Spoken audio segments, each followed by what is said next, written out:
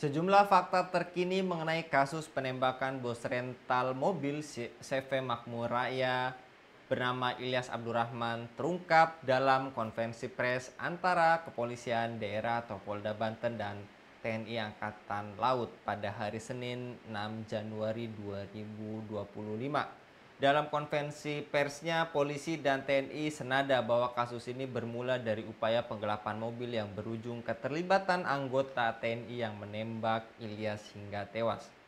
Mengapa aparat kepolisian menolak memberikan pengawalan meskipun ada permintaan dari korban? Padahal situasi yang dihadapi sudah sangat mendesak. Apakah prosedur yang ketat dan kaku lebih penting daripada keselamatan jiwa dalam situasi darurat? Untuk membahasnya kami terhubung dengan Bung Rocky, Direktur Pamung Institute. Kita sapa terlebih dahulu. Assalamualaikum warahmatullahi wabarakatuh, Bung Rocky. Waalaikumsalam warahmatullahi wabarakatuh, Bang Enggi. Terkait lagi-lagi Bung Rocky, kita pun mengucapkan bela sungkawa duka yang sangat mendalam bagi keluarga korban yang ditinggalkan.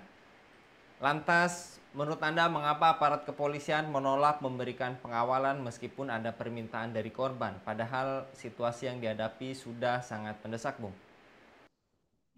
Ya, yang pertama kita tentu sangat menyayangkan peristiwa itu terjadi ya.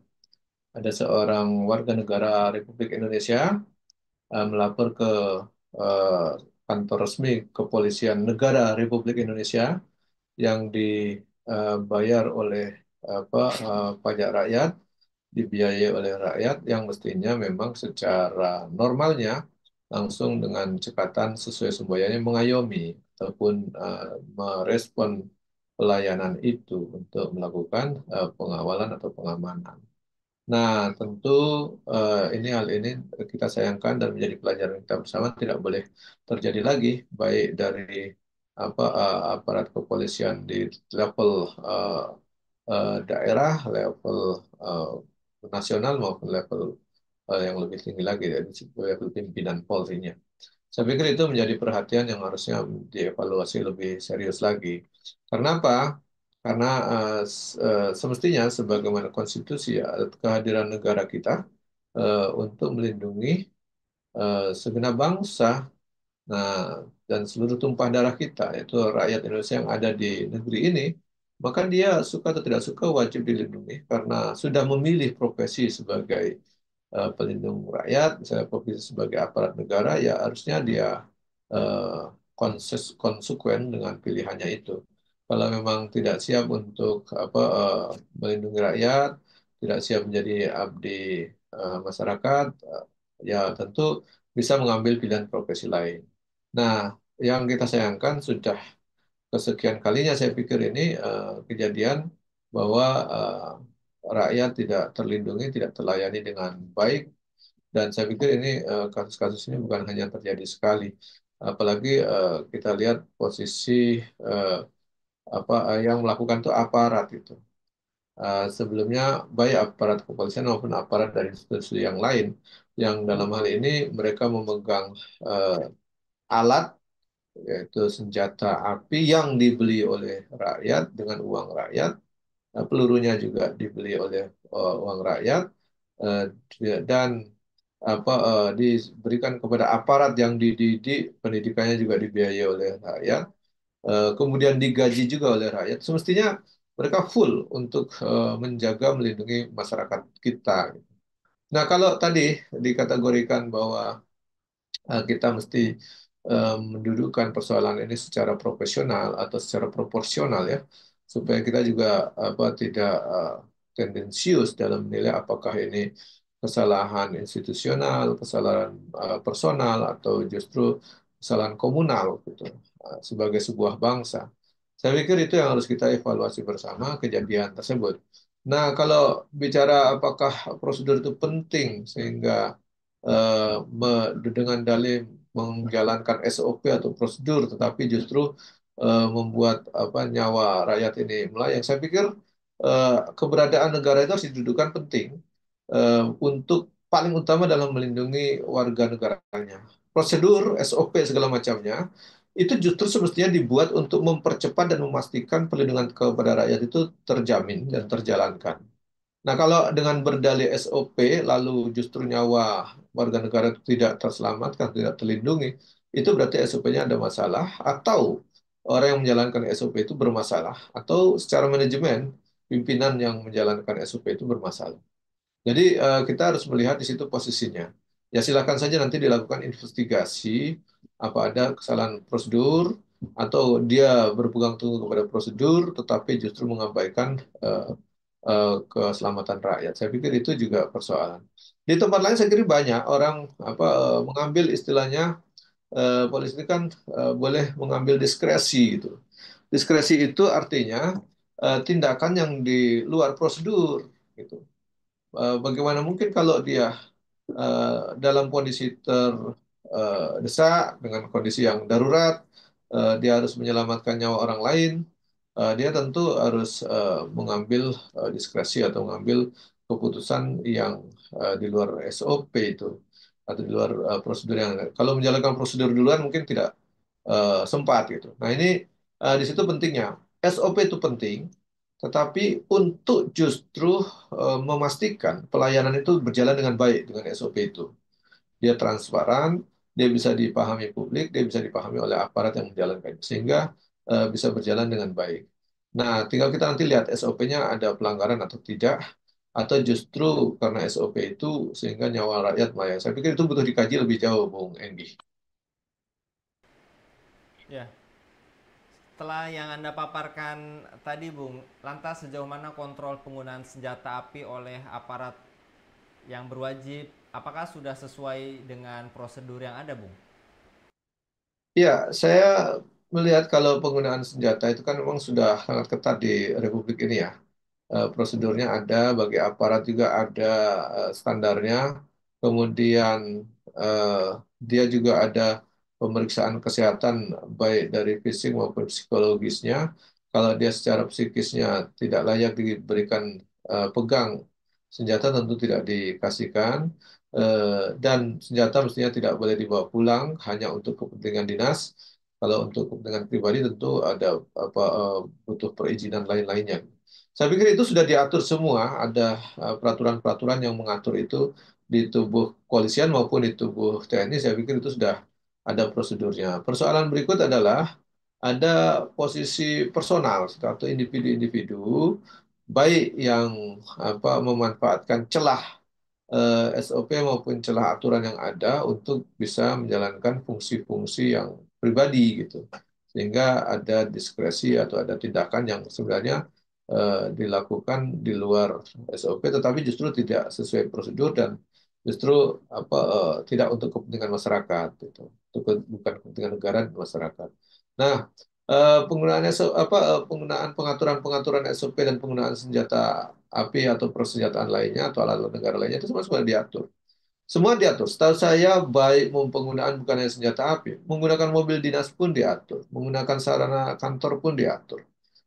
Apalagi sampai sarana yang sifatnya senjata api yang bisa sangat berefek kepada nyawa orang gitu. Nah, itu tentu ada diatur dengan ketat dan lengkap. Tetapi tadi ada individu-individu yang memanfaatkan celah itu. Juga ada pimpinan-pimpinan yang tidak mengontrol dengan ketat apa eh, apa manuver-manuver anak buahnya. Saya pikir di situ yang mungkin butuh dikembalikan, ditutup celahnya, sekaligus diperbaiki kalau memang terjadi kebolongan-kebolongan dan celah-celah yang bisa dimanfaatkan segera ditutupi, diperbaiki dengan perubahan aturan.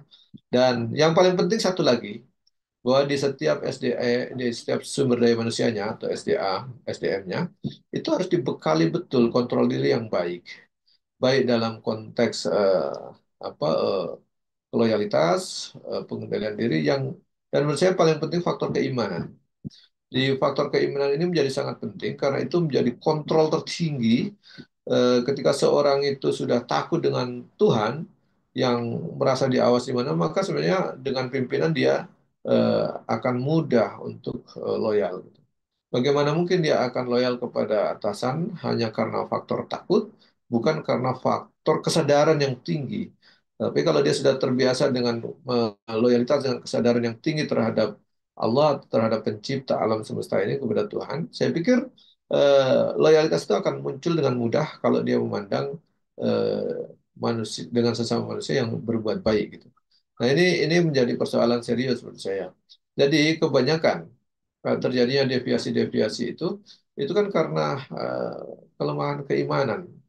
Jadi kelemahan keimanan dan ketakwaan itu yang membuat orang itu bisa khilaf, bukan hanya bisa berbuat jahat kepada masyarakat, bahkan kepada, mohon maaf ya, di berita-berita terakhir itu kan kepada sesama rekan tentara sendiri, sesama rekan polisi sendiri, mereka bisa saling bertengkar, bisa saling berkelahi, bahkan bisa saling menembak itu. Kita kan tidak bisa menutup-nutupi bahwa fakta-fakta itu ada di depan masyarakat. Dan itu fakta itu dengan apa lahirnya berkali-kali berarti bukan sekedar persoalan individu, berarti ada persoalan sistem yang memberi celah pada perilaku-perilaku individu yang memang menyimpang itu. Dan kalau kita lihat seperti itu, maka kita perlu membenahi sistem prosedurnya, tetapi juga perlu dibenahi keimanan dan ketakwaannya sebagai kontrol yang lebih kuat lagi. Dengan faktor itu, kalau SOP itu harus diawasi oleh individu, oleh pimpinan, oleh perusahaan atau oleh institusi. Tapi kalau keimanan dan ketakwaan itu yang mengontrolkan malaikat dan kesadaran kita. Tapi kalau itu sudah tumbuh, maka akan mempermudah dan memperingan SOP dan kontrol-kontrol yang diperlukan di organisasi atau institusi. Begitu, Bung Enggi.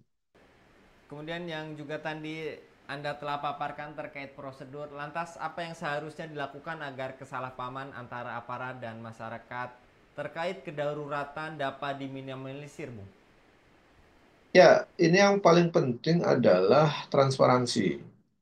Jadi adanya SOP tetapi hanya dipegang oleh aparat, sementara rakyat tidak tahu, masyarakat tidak paham, itu juga bisa menimbulkan kesalahpahaman. Jadi misalnya masyarakat diminta kalau melapor, misalnya harus membawa identitas, harus apa. Itu kan secara secara publik itu tidak dijelaskan ke seluruh rakyat Indonesia secara transparan maksud saya. Dan kalaupun terjadi perubahan SOP, perubahan aturan, mestinya juga diumumkan secara transparan. Itu kan salah satu ciri-ciri good governance itu adalah transparansi. Jadi salah satu ciri pemerintahan yang baik, negara yang baik itu salah satunya ada kebijakan itu harus transparan, di mana masyarakat bisa mengikuti dan tahu. Bahkan kalau ada yang perlu dikoreksi, masyarakat bisa ikut partisipasi mengoreksinya. Dengan begitu bahwa negara ini dikelola dengan lebih baik. Karena apa? Kalau ada aparat yang keliru menjalankan prosedur atau SOP, masyarakat bisa memberitahu itu SOP-nya nggak gitu, gitu. Jadi kan banyak juga itu aparat tuh kan banyak tidak tahu juga yang informasi-informasi baru atau mungkin bisa juga dia sedang lupa, gitu. Sama dengan kalau kita apa di di ruang publik itu kebetulan aparat dia menilang kita atau mempersoalkan kita dari sisi hukum, lalu kita tanyakan apa dasar hukumnya Anda memanggil saya ataupun bilang saya, dia banyak yang tidak paham itu. Jadi harus buka catatan, harus buka. Artinya ini juga menjadi persoalan kita. Kenapa aturan-aturan di negeri ini, hukum-hukum di negeri ini memang tidak transparan, tidak dipublis. Dan itu berbeda dengan kalau kita lihat bahwa memang dalam Islam aturan-aturan itu hidup dan tumbuh di tengah masyarakat. Bedanya di situ. Menghafal Al-Quran jauh lebih mudah daripada menghafal pasal-pasal. Menghafal ayat-ayat Al-Quran jauh lebih mudah daripada menghafal ayat-ayat konstitusi. Saya pernah cerita kepada salah satu pakar hukum, saya tanya, Prof, Anda hafal berapa ayat dan pasal dalam KUHP? Dia ketawa saya, dia mengatakan, emang ayat Al-Quran bisa dihafal itu? Saya pikir tidak ada satu lawyer pun, satu pakar hukum pun yang bisa hafal KUHP. Sementara kalau ayat-ayat Al-Quran itu anak-anak madrasah sanawiyah, madrasah aliyah sudah banyak yang khatam itu, gitu. Jadi dari sekian ribu ayat Al-Quran itu bisa dihafal dengan mudah. Dan hukum-hukum dalam Al-Quran bisa kita pahami. Tetapi kalau dalam KUHP, aturan-aturan ini jauh susah sekali kita menghafalnya. Bahkan seorang ahli hukum pun tidak hafal, apalagi aparat kita yang di lapangan. Saya pikir banyak juga aturan-aturan yang tidak hafal. Oleh karena ini perlu kita pahami bersama, kalau terjadi kekeliruan, terjadi apa miskomunikasi antara SOP yang dipahami masyarakat, dipahami oleh aparat. Ini yang menurut saya memang karena kurang transparan dan memang masyarakat juga susah menghafal aturan-aturan yang muncul, bahkan sering berubah-ubah yang diproduksi. Kemudian juga aparatnya juga memang banyak juga saya melihat banyak yang tidak menguasai prosedur atau aturan-aturan yang ada. Nah, cara yang paling mudah untuk membuat apa baik aparat maupun masyarakat itu bisa saling memahami itu perlunya transparansi. Jadi dibuka saja, kita ada aturan baru disosialisasikan ke masyarakat. Ya sayangnya memang aturan baru kita itu sering berubah-ubah karena produk dalam sistem demokrasi itu kan undang-undang itu diproduk oleh manusia dan manusia yang memproduk itu kan para politisi yang punya banyak kepentingan yang biasanya masuk juga kepentingan itu dalam pasal-pasal atau ayat-ayat dalam aturan-aturan hukum itu. Termasuk ketika diterjemahkan derivasinya kepada aturan yang lebih rendah dari undang-undang kepada peraturan pemerintah, peraturan Kapolri, peraturan macam-macam sampai kepada aturan-aturan di daerah, perda dan seterusnya itu derivasi itu berubah-ubah dan sering berganti. Nah, itulah apa kesulitan kita hidup dalam sistem sekuler, dalam sistem pemerintahan demokrasi yang aturan itu sering berubah-ubah sehingga kita sulit menemukan standar SOP yang baku, yang jelas gitu. Karena bisa saja kita udah hafal, kita tahu bahwa aturannya begini, keluar aturan baru berubah lagi. Dan itu biasa saja dalam sistem demokrasi sekuler bahwa aturan itu sering berubah itu begitu. Oleh karenanya kita butuh transparansi dan butuh penjelasan lebih jelas lagi kepada tengah-tengah masyarakat dan mungkin juga perlu kita pikirkan menggunakan aturan-aturan yang apa tidak banyak berubah, aturan-aturan yang baik. Gitu. Saya pikir itu juga menjadi pikiran-pikiran kita bersama. Begitu Bung Enggi.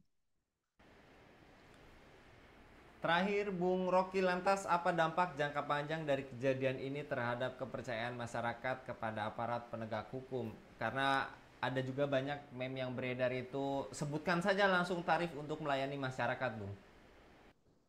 Iya, ini ini akhirnya pelayan kepada masyarakat bukan hubungan pemerintah kepada masyarakat itu yang melayani, tetapi berbisnis jadinya.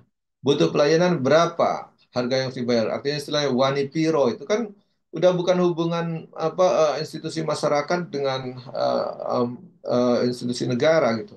Jadi hubungan bukan hubungan lagi masyarakat yang harus dilayani oleh sebuah negara yang mestinya melayani masyarakat, menjaga melindungi dan mencerdaskan. Kalau sudah begitu berarti negara ini betul-betul negara bisnis, negara kapitalis dong. Semua pelayanan harus bayar. Padahal pajak juga sudah banyak dinaikkan gitu. Pajak sudah diambil di mana-mana. Coba bayangkan itu, Bung Enggi. Kita ini dipajaki di mana-mana. Anda beli motor, kena pajak, PPN. Habis itu untuk berjalan butuh pajak kendaraan, dipajaki lagi. Setiap tahun harus bayar pajak lewat apa parkiran harus bayar parkiran. Dia butuh kemana-mana harus dibayar lagi gitu. Jadi saya pikir ini memang sudah berat ya, dalam hidup sistem negara kapitalis walaupun banyak yang mengklaim bahwa ini bukan negara kapitalis. Tapi kalau mengutip pendapatnya Pak Surya Paloh mengatakan kita itu negara kapitalis sekuler. Walaupun banyak yang mengaku-ngaku ini negara Pancasila, tetapi fakta yang dijalankan itu betul fakta kapitalistik.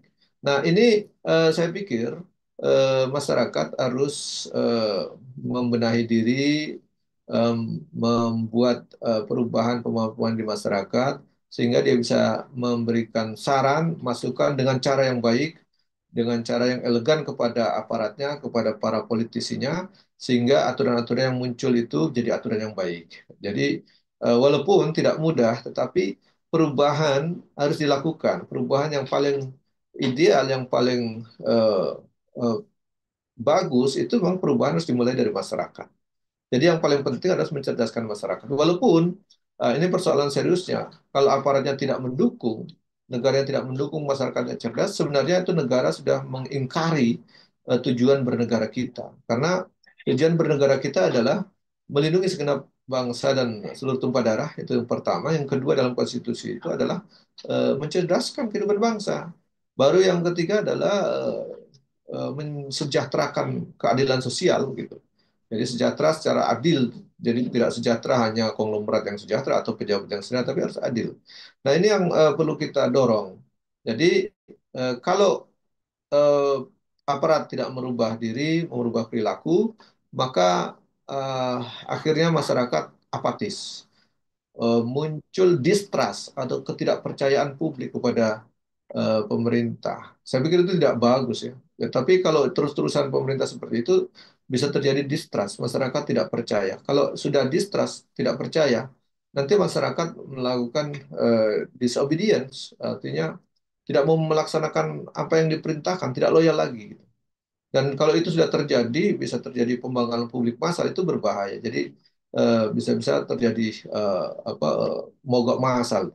Nah, saya pikir itu akan buruk bagi kehidupan berbangsa dan bernegara. Oleh karenanya, bagi aparat segera merubah diri, bagi para politisi segera belajar bahwa aturan mana yang buruk, yang zalim, jangan diproduksi. Belajarlah yang buat peraturan yang baik. Ya tentu harus belajar peraturan yang baik itu yang berasal dari zat yang maha baik yaitu dari Allah Subhanahu wa taala. Belajarlah ke sana, belajar meningkatkan keimanan dan ketakwaan. Masyarakatnya sama-sama kita didik supaya semakin beriman, bertakwa dan menjadi masyarakat yang cerdas sehingga bisa ikut mengoreksi dan mengontrol pelaksanaan pemerintahan maupun pelaksanaan pembuat hukum di tengah-tengah publik ini. Saya pikir begitu, Bung Enggi. Baik, jazakallah Bung Rocky, mudah-mudahan tragedi kilometer 45 ini tidak terulang, dan tadi yang apa disampaikan Bung Rocky ini menjadi renungan bagi kita bersama, baik bagi aparat penegak hukum, politisi juga sama. Jazakallah sekali lagi Bung Rocky, mudah-mudahan Bung Rocky senantiasa dilindungi oleh Allah Subhanahu wa taala dalam setiap Amin. aktivitasnya. Demikian pemirsa Ilava News, dukung dengan subscribe, share, dan like. Semoga menjadi kebaikan bagi kita semua di dunia dan di akhirat. Saya Anggi Suara diundur diri. Assalamualaikum warahmatullahi wabarakatuh.